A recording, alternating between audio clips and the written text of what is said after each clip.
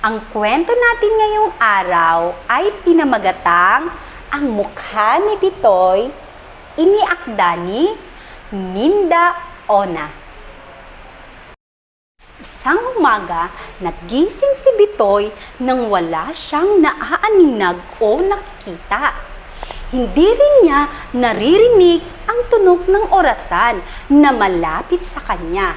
Hindi rin niya naaamoy ang niluluto ng kanyang nanay. Gusto niyang magsalita, pero hindi siyang magawa. Dahan-dahan niyang itinaas ang kanyang dalawang kamay.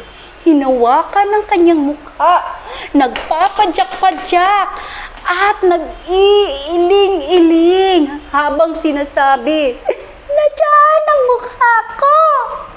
Nasaan ang mata ko? Nasaan ang ilong ko? Nasaan ang bibig ko? Nasaan ang tenga ko?" Takot na takot ang naramdaman ni Bitoy. "Narito kami!" Sabay-sabay na nagsalita ang mga bahagi ng kanyang mukha. "Hindi mo kasi kami nililinis! Pinapabayaan mo kami!" ang sabi ni Bibig. Umiiling-iling si Bitoy. Para bang sinasabi, "Mula ngayon, hindi ko na kayo pababayaan. Lilinisin ko na kayo."